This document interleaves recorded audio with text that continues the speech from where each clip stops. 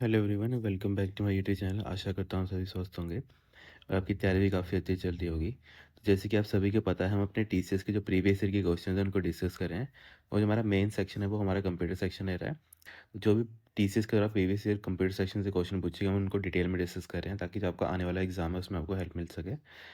तो आज का हमारा फर्स्ट क्वेश्चन है, what is the maximum zoom percentage in MS Excel 2010 application. यहाँ पे बात करिए कि आपकी मैक्सिमम जूम आप कितना दे सकते हो जब आप एम एस एक्सेल की जो एप्लीकेशन है उसको ओपन करते हैं। तो देखो बेटा, ये मैंने आपको चीज़ समझाई थी कि आपका जो जूम परसेंटेज है वो बाय डिफ़ॉल्ट तो आपको पता है कितना होता है। बाय बाय डिफ़ॉल्ट चाहे जो भी एप्लीकेशन हो, चाहे एक्सेल हो, चाहे पावर पॉइंट हो, चाहे वर्ड हो, उसमें बाय डिफ़ॉल्ट तो 100% सेट होता है। पर मैक्सिमम कितना जाता है वो एग्जाम में क्वेश्चन पूछा जाता है। तो एक्सेल में कितना बताया था मैंने आपको, 400% की। एक्सेल में बेटा मैक्सिमम आपका 400% जाता है। इसका मतलब यहाँ पे क्या बन जाएगा, फोर्थ आपका राइट आंसर बन जाएगा।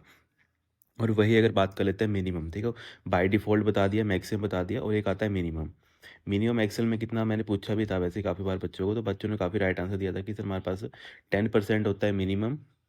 ओके, कि मिनिमम 10% जा सकते हैं, मैक्सिमम हम 400% जा सकते हैं, और बाय डिफ़ॉल्ट जो हमें जब हम एप्लीकेशन अपनी ओपन करते हैं तो हमें 100% वहाँ पे जूम दिखता है बाय डिफ़ॉल्ट। तो ये जो 3 क्वेश्चन होते हैं जो एग्ज़ाम में पूछे जाते हैं।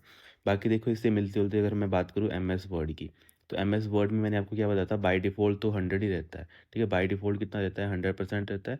पर मैक्सिमम जो जाता है वो कितना जाता है इसका, वो जाता है इसका 500। ये आपने याद रखना है, एम एस वर्ड में मैक्सिमम जाता है आपके पास 500। बाकी देखो और क्या चीज़ें होती है जो एग्ज़ाम में पूछी जाती हैं। एक तो ये पूछा जाता है कि आप बताओ कि जो एक तरीके से मिनिमम जूम परसेंटेज कितनी होती है इसकी, एम एस पावर पॉइंट की। या फिर यही मैं आपसे घुमा के क्वेश्चन पूछ लूँ कि बेटा आप मुझे ये बताओ कि जो आपका एक तरीके से कोई भी ऑफिस की एप्लीकेशन होती है, जो एप्लीकेशन कौन सी होती है जो 500 जूम परसेंटेज सपोर्ट करती है एम एस ऑफिस की, तब वो M S Word right answer आता है। क्योंकि ये क्वेश्चन वगैरह पूछा गया था एग्जाम में कि मैक्सिमम जो 500% है वो कौन सी एप्लीकेशन है जो एम एस वर्ड के अंदर सपोर्ट करती है या फिर एम एस ऑफिस के अंदर सपोर्ट करती है।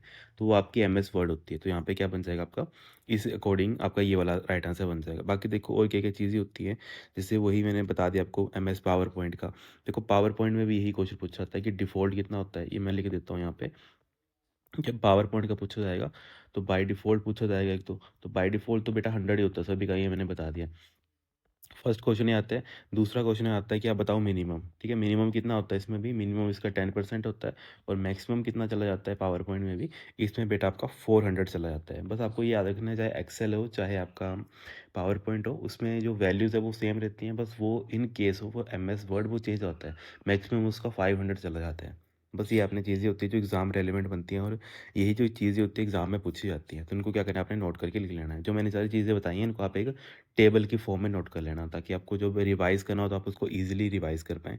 बाकी देखो और क्या चीज़ें होती हैं, जैसे मैंने एक बार ये बताया था कि आप बताओ कि जो आपका ज़ूम टूल है या फिर जो आपका ज़ूम है वो आपको कहाँ मिलता है? सर वो हमें स्टेटस बार के ऊपर मिल जाता है ना? जो आपकी ज़ूम परसेंटेज है आपको कहाँ दिखने को मिल जाती है? स्टेटस बार के ऊपर जो आपकी होती है ना नीचे, वहाँ पे देखने को मिल जाती है। पर सर मैं इसके अलावा पूछूँ कि बताओ कौन से ग्रुप के अंदर आपको जो ज़ूम का ऑप्शन मिल जाता है? तो आप बोलेंगे सर जो हमारा ज़ूम का ऑप्शन होता है ये हमें कहाँ मिलता है? मैं क्वेश्चन पूछ रहा हूँ आपको, ज़ूम का ऑप्शन कहाँ मिलता है? तो आप बोलेंगे सर हमारे पास एक टैब होता है। कौन-सा टैब होता है? बेसिकली व्यू टैब होता है। ओके, व्यू टैब के अंदर आपके पास एक ग्रुप होता है, ग्रुप का नाम ही ये होता है ज़ूम टूल ग्रुप। इसको आपने ऐसे लिखना कि हमारे पास क्या होता है, ज़ूम टूल ग्रुप करके एक नाम होता है। उसके अंदर हमें क्या मिल जाते हैं, अगर हमें कोई ज़ूम करना है किसी शीट को, चाहे हमारे पास कोई वर्ड की एप्लीकेशन है, चाहे एक्सेल की है, चाहे पावर पॉइंट की है, अगर हमें उसको थोड़ा मतलब ज़ूम करना है, ज़ूम इन, ज़ूम आउट करना है, तो अगर हमें स्टेटस बार के थ्रू नहीं करना है तो हम कहाँ से कर सकते हैं, व्यू टैब के अंदर जाके zoom group, basically zoom tool group होता है, वहाँ पे जाके हम चेंज कर सकते हैं। तो ये कुछ क्वेश्चंस होते हैं जो एग्ज़ाम में पूछे जाते हैं, तो उनको क्या करना है, आपने नोट करके लिख लेना है। फिर हमारे पास नेक्स्ट क्वेश्चन है, counting the numbers of cell in a range with a specific criteria in MS Excel 2010 can be done use. Basically हम यहाँ पे बात की कि आपको क्या करना है, नंबर ऑफ सेल को काउंट करना है किसी रेंज के अंदर। Okay, with a specific criteria. अब यहाँ पे देखो ऑब्वियसली यहाँ पे बात दी है कि नंबर ऑफ सेल अगर आपको काउंट करने हैं। अगर नॉर्मली दिया होता ना कि अगर आपको नंबर्स काउंट करने हैं किसी रेंज के अंदर, तब तो यहाँ पे आ जाता है काउंट आंसर। पर यहाँ पे इन्होंने क्या प्लस पॉइंट कर दिया, इन्होंने बोला कि नहीं आपको नंबर तो सेल तो काउंट करने हैं, प्लस आपको एक स्पेसिफिक क्राइटेरिया हमने दे दिया है। तो जब भी क्राइटेरिया की बात आती है तो मैंने क्या बोला था कि बेटा जब भी क्राइटेरिया या फिर आपको एक तरीके से कंडीशनिंग की बात करी जाएगी, तो इसका मतलब क्या होता है कि वो आपसे डिमांड कर रहा है कि आप ये कंडीशन लगाओ, कंडीशन के बिहाफ पे आप कुछ वैल्यूज़ उनके काउंट करके बताओ। जैसे मैं एग्जांपल ले लेता हूँ, फॉर एग्जांपल मैंने अपने कुछ वैल्यूज़ यहाँ पे एंटर करी हैं 10, 5, 20 और 15, ठीक है। और यहाँ पे मैंने कंडीशन लगा दी कि आप क्या करो, ये रेंज आ गई मेरी A1, ठीक है, A1, A2, A3 ऐसे करके मान लो A3 और A4, सपोज कर लो ये चार मेरे पास है। अब मैंने क्या किया, यहाँ पे कंडीशन लगा दी, कौन सा फंक्शन यूज़ करूँगा मैं, काउंट इफ़ मैं यूज़ करूँगा। यहाँ पे मैंने कंडीशन लगा दी क्या, कि जो भी वैल्यू है वो क्या होनी चाहिए, ग्रेटर देन होनी चाहिए 10 से, ठीक है। कि जो हमारे पास वैल्यू है, जैसे कोई भी जो रेंज है वो क्या होनी चाहिए कि बेसिकली ग्रेटर देन होनी चाहिए 20 से। तो यहाँ पे कंडीशन क्या दी, ग्रेटर देन हमारे पास क्या होना चाहिए, 20 होनी चाहिए, जो भी मुझे वैल्यूज़ चूज़ करनी है। उसके अलावा मैंने यहाँ पे रेंज कौन सी दे दी, रेंज दे दी मैंने A1 से लेकर आपकी A4 तक। अब देखो यहाँ पे क्या लगी बेटा, एक कंडीशन लगी। कंडीशन कौन सी लगी कि जब भी वैल्यू मुझे काउंट करनी है, वो वैल्यू हमेशा बेसिकली आप इस मान लो 10 लिख लो यहाँ से ना, क्योंकि 10 से बड़ी चाहिए हमें, क्योंकि 20 से बड़ी तो कोई है ही नहीं, तो जीरो आ जाएगा। आपको 10 से बड़ी कोई वैल्यू चाहिए, तो 10 से बड़ी देखो कौन सी वैल्यू है इस रेंज के अंदर, 10 से बड़ी कौन सी वैल्यू है, सर दो ही है, एक 20 है और एक हमारे पास 15 है। तो इसका मतलब मेरे पास रिटर्न में कितना आएगा, 2 आएगा, कि दो ही ऐसी वैल्यूज़ हैं जो क्या है आपकी 10 से बड़ी है। तो इसमें देखो क्या मैंने कंडीशन लगा दी, स्पेसिफिक क्राइटेरिया लगा दिया। तो इसका मतलब हम कौन सी फंक्शन की बात कर रहे हैं सर, हम काउंट इफ़ की बात कर रहे हैं। तो ये क्वेश्चन ना घुमा के तभी पूछा जाता है एग्जाम में, क्योंकि वो सोचते हैं ये बच्चे नंबर ऑफ सेल देखेंगे सीधा काउंट को टिक करेंगे। पर यहाँ पे भी तो जब स्पेसिफिक क्राइटेरिया दे दिया, जिसका मतलब इसका राइट आंसर क्या बन जाएगा, काउंट इफ़ बन जाएगा। बाकी देखो और क्या चीज़ है, यहाँ पे दे रखा है सम दे रखा है, तो सम क्या करता है, वही जो ऐड करता है। अगर मैं यही रेंज दे दूँ, मैं सिंपल बोलूँ सम A1 से लेकर आपका A4, इसका मतलब है ये क्या करेगा, इन सभी वैल्यू को प्लस करके आपको रिटर्न कर देगा, है ना। कितना हो जाएगा, 50 हो जाएगा ये, ठीक है। ये देखो 20, 20, 40 और 10, 50, तो 50 आपको राइट आंसर मिल जाएगा। तो ऐसे करता है सम, कोई रेंज आप दे दो उसको, रेंज की वैल्यू को सम करने का काम करता है। ओके, बाकी देखो इससे मिलता होता और क्या होता है, जैसे मैंने काउंट आपको बताया था, तो काउंट क्या करता है, ये बेसिकली जो ये फंक्शन ऐसा फंक्शन होता है जो काउंट करता है cell containing any type of data, चाहे वो नंबर है चाहे वो टेक्स्ट है, उसको काउंट करने का काम करता है, ठीक है। जैसे एग्जांपल ले लें, काउंटा का काफ़ी बार एग्जाम में क्वेश्चन पूछा जाता है, ठीक है। काउंटा का जैसे मान लेते हैं कि मैंने एक रेंज दे दी आपको, यहाँ पे 10 है, ए है, ठीक है, बी है और यहाँ पे 20 है। तो अब मुझे काउंटा क्या रिटर्न करके देगा, ठीक है। अब मैं बता देता हूँ, यहाँ पे अगर मेरे पास काउंट फंक्शन है और दूसरी तरफ मेरे पास काउंटा फंक्शन है, और रेंज वही आ गई A1 से लेकर A4, ठीक है। ये A1, A2, A3 और A4, और यहाँ पे आ गया A1 से लेकर A4। अब देखो ये हमें दोनों रिटर्न करके क्या देंगे, सर जो हमारा काउंट है वो हमें रिटर्न करके 4 देगा, पर जो हमारा काउंट है वो हमें रिटर्न करके 2 देगा। क्यों देगा, क्योंकि काउंट सिर्फ करता है न्यूमेरिक वैल्यू को, तो न्यूमेरिक वैल्यू कौन सी है, 10 और 20, तब इसने हमें 2 दिया। पर जो हमारा काउंट है वो कोई भी वैल्यू है, चाहे नंबर है चाहे टेक्स्ट है, उनको काउंट करके दे देता है। तो यहाँ पे देखो 10 ए भी है, बी भी है, इन सभी को काउंट कर लेगा, तभी हमें रिटर्न में कितना देगा, 4 रिटर्न करके देगा। तो ये कुछ डाटा होता है और एग्जाम्पल होते हैं जो एग्जाम में पूछे जाते हैं। क्या बताओ कि जैसे यहाँ पे एक आपको टेबल बना के दे दिया और यहाँ पे बोला कि काउंटा फंक्शन आपको क्या रिटर्न करके देगा, तो आपको पता होना चाहिए कि काउंटा जहाँ पे हमारे पास टेक्स्ट है चाहे कोई न्यूमेरिक डाटा है, उसको काउंट करके बता देगा कि आपके पास इतने टेक्स्ट और न्यूमेरिक डाटा प्रेजेंट होते हैं। बाकी देखो इसके अलावा और क्या क्या चीज़ें होती हैं, जैसे एक बार मैंने आपको समझाया था कि मैक्स फंक्शन होता है जो आपको लार्जेस्ट वैल्यू देता है ना। कौन सा फंक्शन होता है, मैक्स फंक्शन, क्योंकि ये एग्जाम में काफ़ी बार पूछा जा रहा है, तो मैं आपको इसको बार बार रिपीट तभी करवाता हूँ क्योंकि ये एग्जाम में पूछा जा रहा है बार बार। ये करता है लार्जेस्ट वैल्यू देता है, okay, largest value in a set. In a set मतलब आपको मैंने एक ग्रुप ऑफ कुछ नंबर्स दे दिए, उन नंबर्स मैंने बोला बताओ कि इनमें सबसे बड़ा नंबर कौन है, तो उसके लिए आप मैक्स फंक्शन यूज़ करते हैं। फिर हमारे पास नेक्स्ट क्वेश्चन आता है, यहाँ पे दे रखा है read this worksheet in Excel 2010 carefully according choose the best suitable option for the question that follows, ठीक है। यहाँ पे शीट दे रखी है, चलो इसको हम देख लेते हैं। What is the absolute address, यहाँ पे बात करें एब्सोल्यूट एड्रेस, तो देखो मैंने क्या चीज़ समझाई थी कि जो आपका एब्सोल्यूट एड्रेस होता है उसके लिए हम क्या यूज़ करते हैं बेटा, डॉलर सिंबल का यूज़ करते हैं। वो लिखा है of the cell containing the numeric value, तो उसकी न्यूमेरिक वैल्यू कितनी होनी चाहिए, 10 होनी चाहिए। तो सबसे पहले देखो 10 कहाँ पे है, सर देखो 10 हमें यहाँ पे दिख रहा है, एक यहाँ पे 10 दिख रहा है, ओके, यहाँ पे एक ही 10 है। तो इसका मतलब इसका राइट आंसर क्या बन जाएगा कि बी से वो आ रहा है यहाँ से और सेकंड नंबर रो से वो आ रहा है, तो मतलब एक हमें लग गया, कॉलम तो हमारा बी है और रो हमारी क्या है, रो हमारी सर 2 है। और जब भी हम एब्सोल्यूट सेल रेफरेंस की बात करते हैं तो इससे पहले हम क्या लगाते हैं, कॉलम और रो से पहले डॉलर का सिंबल लगाते हैं। तो इसका मतलब डॉलर बी और डॉलर टू हमारा राइट आंसर हो जाएगा, जो हमारा क्या है यहाँ पे फोर्थ ऑप्शन बन रहा है।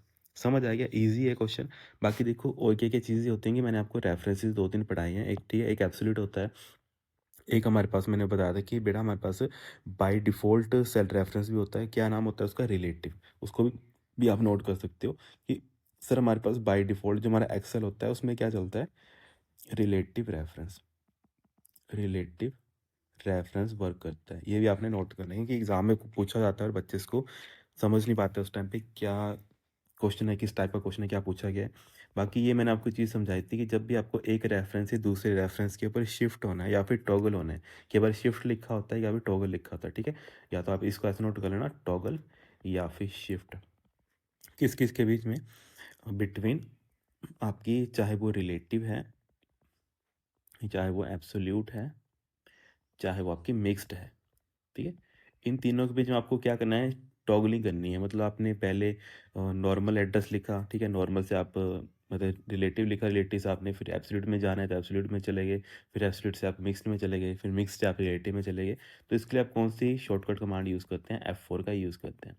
ओके, तो ये मैंने आपको समझाया भी था पर आपको रिवाइज़ करवाने के लिए, क्योंकि बच्चे भूल जाते हैं काफ़ी जल्दी।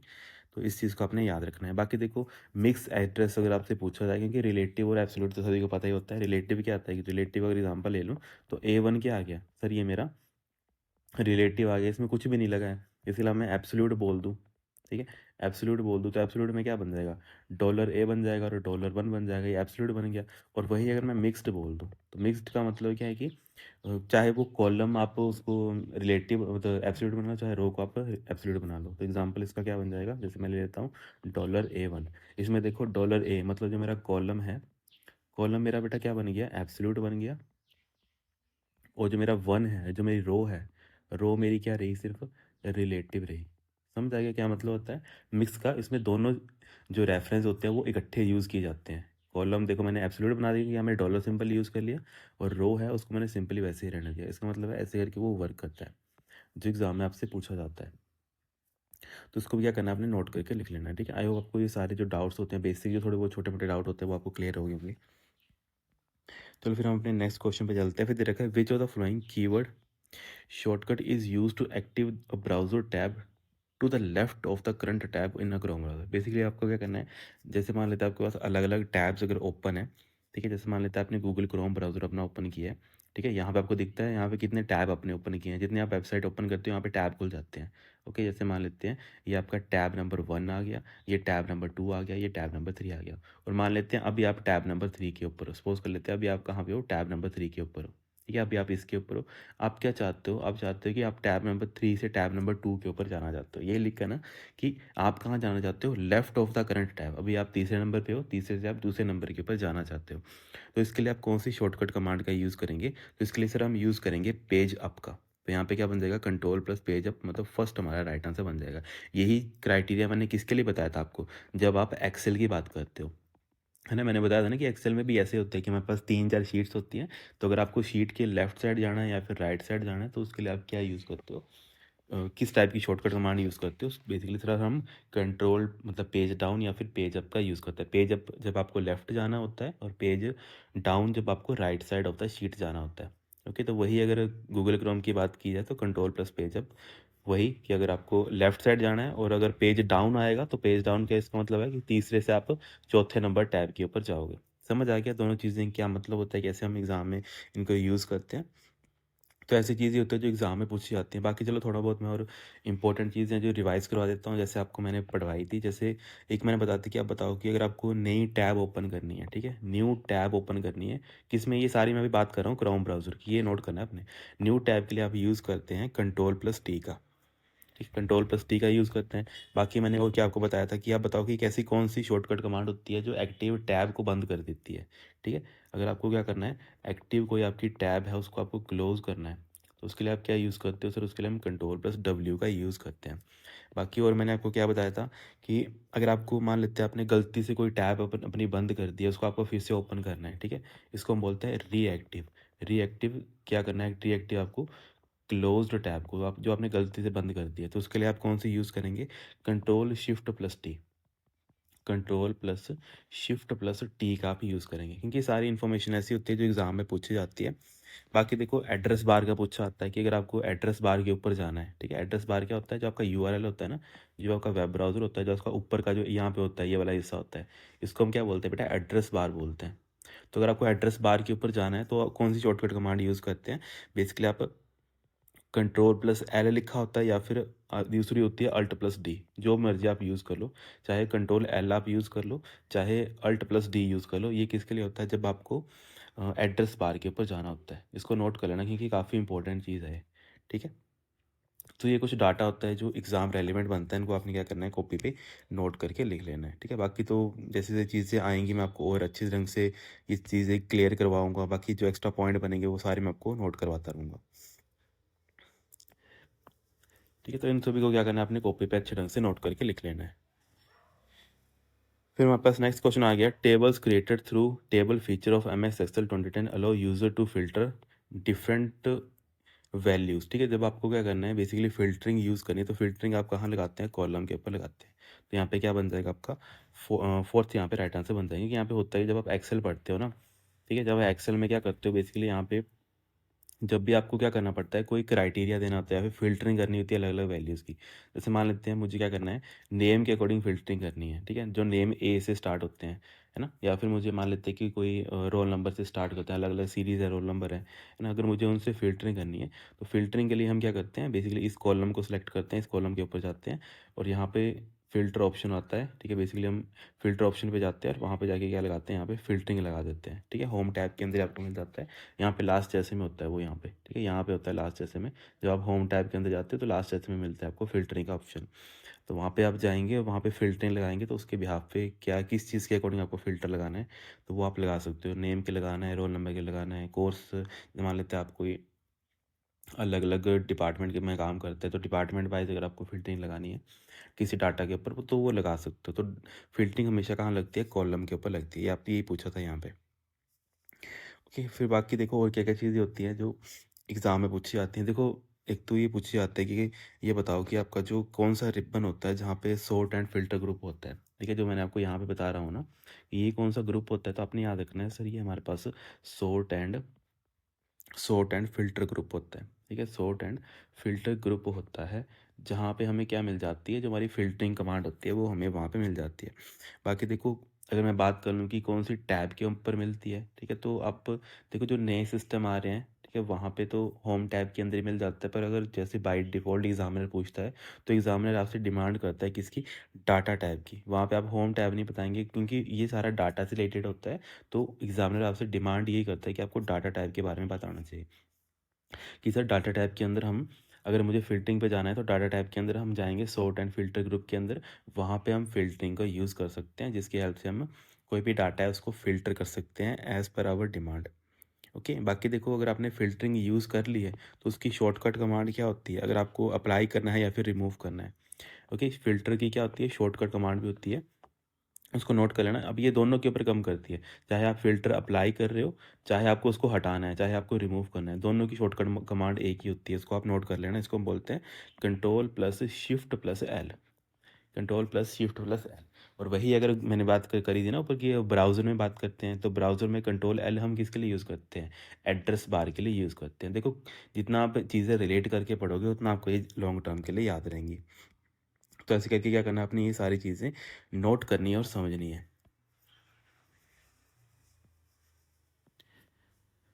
फिर हम नेक्स्ट क्वेश्चन पे चलते हैं। Among the given folder the unsent email, देखो जो भी अनसेंड ईमेल्स होती हैं वो आपकी कहाँ रह जाती हैं, ड्राफ्ट में रहती हैं, तो इसका मतलब है थर्ड यहाँ पे राइट आंसर बन जाएगा। बाकी जो भी इनकमिंग ईमेल्स होती हैं वो कहाँ आती हैं, इनबॉक्स में क्या होती है, जो भी आपकी इनकमिंग ईमेल्स होती हैं वो आपको कहाँ मिल जाती हैं, इनबॉक्स के अंदर मिल जाती हैं। और इसको हम क्या बोलते हैं, बाई डिफ़ॉल्ट बोलते हैं। बाई डिफ़ॉल्ट बोलते हैं कि इनकमिंग जो आपकी मेल्स होती हैं वो आपको कहाँ मिलती हैं, आपको इनबॉक्स के अंदर मिल जाती हैं। बाकी ट्रैश या फिर जो आपको जंक, ये क्या होता है बेसिकली, जहाँ पे आपने कोई डिलीट, मतलब बेसिकली जो आपकी डिलीटेड ईमेल्स होती है ना, डिलीटेड ईमेल्स होती हैं वो आपकी कहाँ चले जाती हैं, ट्रैश के अंदर चले जाती हैं। वहीं एक अलग फोल्डर होता है स्पैम और जंक का। स्पैम बोल लो या फिर जंक बोल लो। स्पैम और जंक क्या काम करता है, बेसिकली ये एक ऐसी ईमेल्स होती है जो जिसको हम एज अ जंक मार्क कर देता है ना कोई भी मेल सर्वर, तो वो यहाँ पर चले जाती हैं, ठीक है। तो बेसिकली जो भी हमारे पास जंक मेल्स होती हैं वो यहाँ जाती हैं, ठीक है, या फिर अनसॉलिसिटेड ईमेल्स आप बोलते हो ना, वो सारी यहाँ पे जाती हैं। तो कुछ डाटा होता है, बाकी तो मैंने बताया था कौन कौन से प्रोटोकॉल काम करते हैं। आई मैप पॉप थ्री तो ये काफ़ी बार रिपीट हो गया है, तो चलो आपका होमवर्क रहेगा, मुझे आप आई मैप और पॉप थ्री के बारे में बताओगे। आई मैप वर्सेस पॉप थ्री, आप मुझे बताओगे क्या डिफरेंस होता है इन दोनों में।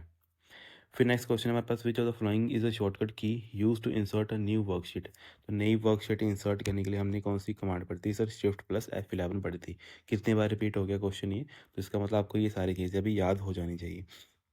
और ये चलो हम बात कर लेते हैं, अगर एक्सेल की आई चीज़ बात आई, ये तो मैंने बताया था कि आप बताओ कि बाय डिफ़ॉल्ट हमारे पास कितनी शीट्स होती हैं। तो ये जब हम ओपन करते हैं तो बाय डिफ़ॉल्ट हमारे पास कितनी शीट्स हमें डिस्प्ले होती हैं, तो सर हमें 3 डिस्प्ले होती हैं। ओके, क्योंकि हम बात करें 2010 की, पर यही अगर 2019 की बात करें तो उसमें 1 होती है। ये मैं आपको तभी रिपीट कर रहा हूँ क्योंकि एग्जामिनर का फेवरेट क्वेश्चन है 2019 का, क्योंकि उसमें बाय डिफ़ॉल्ट 1 होती है। बाकी जो वर्कशीट का नाम होता है, ठीक है, जो उसका मैक्सिमम लेंथ कितनी होती है, मैक्सिमम लेंथ जो आप किसी भी वर्कशीट के नेम को दे सकते हो, वर्कशीट नेम तो कितना दे सकते हो, कितने करेक्टर यूज़ कर सकते हो सर हम, अप टू 31 करेक्टर हम यूज़ कर सकते हैं। ये सारी चीज़ें मैंने करवाई हैं जस्ट आपकी रिवीजन के लिए, ये सारी चीज़ें, ठीक है। तो इसको क्या करना है, आपने कॉपी पे नोट करके लिख लेना है। मैं इरेज कर देता हूँ, एक सेकंड, ठीक है। तो ये सारी चीज़ें हैं, इनको क्या करना है, अपनी कॉपी पे नोट करके लिखना है। फिर नेक्स्ट क्वेश्चन है, safari is a web browsing software. देखो सफारी किसका है, तो सफारी हमारे एप्पल का है, तो यहाँ पे क्या बन जाएगा, सेकंड आपका राइट आंसर बन जाएगा। ओके, बाकी देखो और क्या क्या चीज़ें होती हैं, सफारी कहाँ पे यूज़ किया जाता है, चाहे आप मैक ओएस की बात कर लो, चाहे आप हमारे पास जो उनके फ़ोन होते हैं, है ना, आईफोन होते हैं, iOS ऑपरेटिंग सिस्टम होता है जिसमें, तो दोनों में बाय डिफ़ॉल्ट क्या चलता है, सफारी ही चलता है उनका। ओके, बाकी देखो मोज़िला आपको पता है, मोज़िला फायरफॉक्स, ठीक है, उसके ऊपर वर्क करता है। बाकी हमारे पास गूगल का क्या है, क्रोम है ना, माइक्रोसॉफ्ट का हमारे पास एज है ना। तो ये सारी चीज़ें मैंने आपको रिवाइज करवाई हैं, पहले भी हमने करी हैं, उसको भी क्या करना है, आपने नोट करके लिख लेना है। फिर हमारे पास जो नेक्स्ट क्वेश्चन दे रखा है, in in M S Excel 2010 fill in the blank use to replacing text. देखो रिप्लेस टेक्स्ट करने के लिए हम यूज़ करते हैं कंट्रोल एच का। ओके, क्योंकि find and replace dialog box होता है, ये मैंने आपको कितनी बार रिपीट करवा दिया, find and replace dialog box होता है कंट्रोल एच। तो ये लिखा था, रिप्लेस करने के लिए आप क्या करेंगे, ये ऑप्शन आ जाएगा आपके पास राइट आंसर। फिर हमारे पास आज का नेक्स्ट और लास्ट क्वेश्चन दे रखा है, in M S Excel 2010 function key is use to edit a cell. जब आपको एडिट करना है किसी सेल को तो आप किसका यूज़ करते हैं, F2 का यूज़ करते हैं। इजी क्वेश्चन है, काफ़ी बार रिपीट हो गया है। ओके, बाकी F7 या फिर F12 हम किसके लिए यूज़ करते हैं, जो इंपॉर्टेंट है F12 जब हमें save as dialog box open करना होता है उसके लिए हम यूज़ करते हैं। इसके अलावा F7 हम किसके लिए यूज़ करते हैं बेटा, जब हमें चेक करना है या फिर स्पेलिंग चेक बोलते हैं उसको, ठीक है, चेक स्पेलिंग या फिर स्पेलिंग चेक के लिए हम यूज़ करते हैं F7, है ना। इसके अलावा थीसिस के लिए शिफ्ट प्लस F7 हम यूज़ करते हैं। तो ये सारी चीज़ें होती हैं जो एग्ज़ाम में पूछी जाती हैं। बाकी हेल्प के लिए F1 हम यूज़ करते हैं, F4 हम क्लोज़ के लिए यूज़ करते हैं, ठीक है, ये हम हेल्प के लिए करते हैं। F4 हम अगर क्लोजिंग वगैरह करनी है उसके लिए यूज़ करते हैं। तो ये सारी चीज़ें हमने करी हैं कहीं न कहीं, उनको क्या करना है, अपने कॉपी पे नोट करके लिख लेना है। ओके, बाकी देखो और क्या-क्या चीज़ें होती हैं, जैसे शिफ्ट प्लस F3 काफ़ी बार पूछा जाता है एक्सेल में, है ना। तो ये ओपन करता है इंसर्ट फंक्शन डायलॉग बॉक्स। इसको आप नोट कर सकते हो, क्योंकि एक्सेल की बात कर रहा हूँ मैं, इसको वर्ड में मत समझना, क्योंकि वर्ड में हम सेंटेंस केस जब यूज़ करते हैं ना उसके लिए हम यूज़ करते हैं, ठीक है। अगर मैं बात कर लेता हूँ एक्सेल में और एक मैं बात कर लेता हूँ वर्ड में। एक्सेल में शिफ्ट प्लस F3 अलग काम करता है और वर्ड में शिफ्ट प्लस F3 अलग काम करता है। एक्सेल में ये काम करता है, जब आपको ओपन करना होता है, क्या करना होता है, insert function dialog box, insert function dialog box. Okay, तब आप यूज़ करते हैं शिफ्ट प्लस F3 का। और जब आप वर्ड की बात करते हैं तो वर्ड में सेंटेंस केस को अगर चेंज करना होता है, ठीक है, सेंटेंस केस को अगर क्या करना होता है, टॉगल करना होता है, मतलब चेंज करना होता है, उसके लिए आप क्या यूज़ करते हैं, शिफ्ट प्लस F3 का यूज़ करते हैं, ठीक है। चलो आपका दूसरा होमवर्क रहेगा, आप मुझे बताएंगे MS वर्ड में आपने कितने सेंटेंस केसेस पढ़े हैं, कितने आपने क्या पढ़े हैं, सेंटेंस केसेस पढ़े हैं। तो आपका होमवर्क हो गया, पहला होमवर्क तो वही आ गया जो मैंने बताया था आई मैप और पॉप थ्री का, और दूसरा आपका आ गया कि सेंटेंस केसेस कितने होते हैं। तो ये आप मुझे नीचे कमेंट करके इसका राइट आंसर दोगे। ठीक है? हाँ, ठीक है students, thank you so much, have a great day. इसके अलावा कुछ डाउट या आपके मन में क्वेरी रहती हो तो आप मुझे नीचे कमेंट करके पूछ सकते हो।